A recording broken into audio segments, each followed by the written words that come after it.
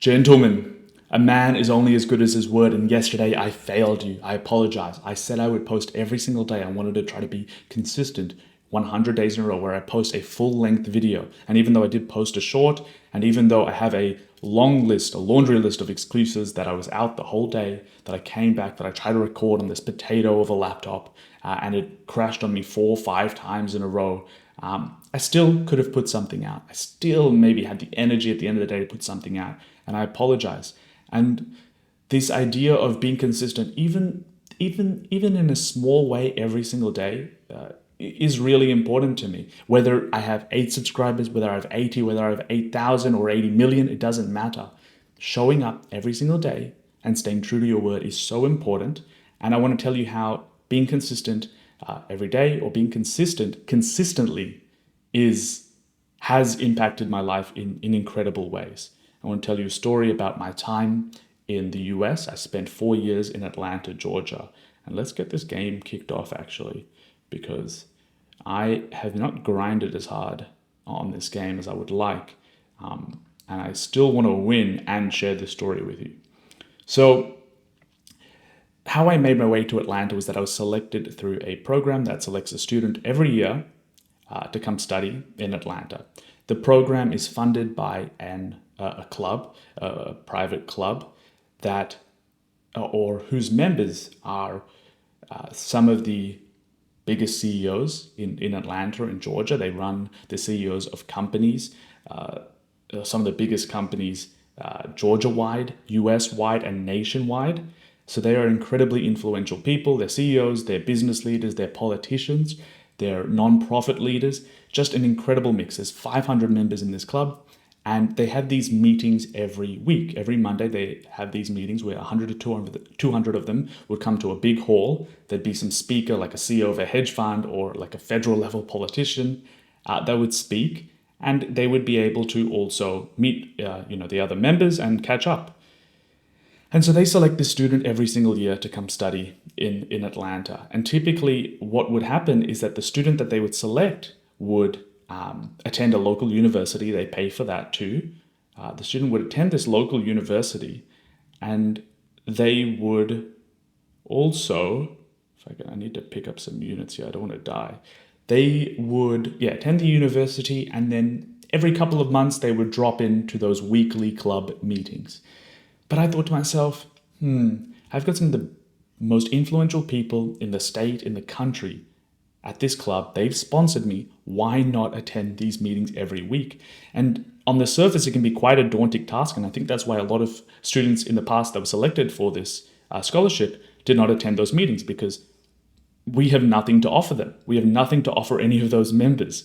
And in my mind, I was perfectly fine. I accepted that. I said, hey, I have nothing to offer these members. They've sponsored me.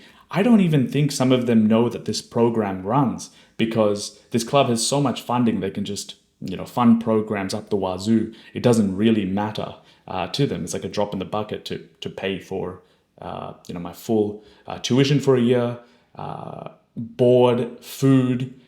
It's just incredible. So talking about consistency, I said, okay, I'm fine. I don't really care what happens in these meetings. I'm going to walk around. I'm going to talk to people. I'm going to introduce myself. I'm going to say, hey, my name is, I'm the student that was selected as part of this international cultural immersion program. And then they would start talking about themselves. They'd also ask me, follow-up questions. And in that way, I understood I did not have anything to offer these people. I was not looking for anything transactional, so to speak. I wasn't trying to extract any value. I wasn't trying to ask for any internships or any jobs. I was just trying to have a chat with the members of this club. And I made it a routine, and I was consistent about attending these meetings every single week, compared to the past where other students would just go, like I said, once every 3 months. I went every single week. And even though I didn't know anybody starting off, week by week, I'd walk around and I'd talk to people. I'd catch up with them. They'd tell me things about their life. I'd check in. I'd remember these things. I'd sometimes even write it down so I can follow up with them. I have nothing to offer them, and yet every single week I went in just as fearless as can be. My name is This is what I'm working on. This is what I'm doing. Oh, I've met X member. He said you're involved in XYZ organization. And then serendipitously, they would also invite me to events, and I would for the first 3 months, I remember I had a lunch meeting scheduled every 2 or 3 days for the first 3 months. I made it a mission of mine to meet as many members as possible, not trying to seek out any internship, any job, any other opportunity, not trying to mingle with people for status or any other kind of ulterior motives. It was purely just to meet them. And in that consistent week by week meetings, it changed my life. After 3 months, all of a sudden, I was starting to connect members with each other because I was able to go around and talk to as many people as possible. And the club has 500 members, so not everybody knows everybody. I was at the point where I was starting to introduce other members to each other, providing them value in connections, helping their children, connect with like a professor of a university, or this person's working on this tech project. Oh, I know this tech leader that has some of these services. Maybe he can be someone interesting to talk to. And so the power of consistency is incredible. Going at something day after day. Now, being consistent in the wrong direction is equally as destructive, if not more, but I knew what I was doing was valuable. And unfortunately, as a result, my university studies did take a little bit of a hit. I said I saw value in, yes, of course, having an education, but also in meeting people that were really moving the needle on business, on politics, on society every single day.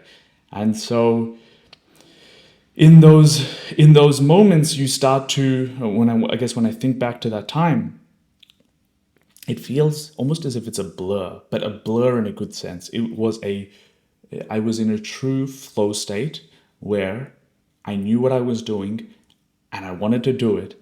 And even if some days I was not feeling up to it, because I had to give my best self, I had to have my highest self. I wasn't necessarily changing my personality at all when talking to these people. In fact, it was honestly the same. And sometimes that would get me in trouble because I can be a little bit cheeky. I can be a little bit off the cuff, a little bit brash at times, especially with the Australian humor. And I was in the US, which, the Australian humor is a lot more sarcastic, a bit dry, similar to British humor.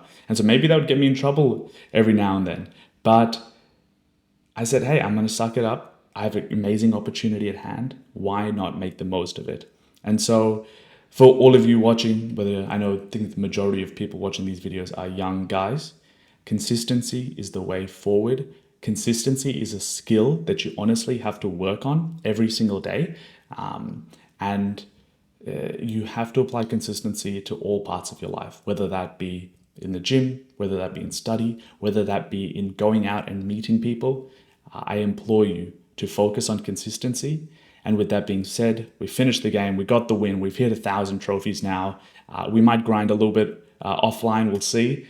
But wherever you are, whatever time it is, be great today. Be consistent, because a man who wants to move a mountain has to start by moving a few small rocks. Be great today.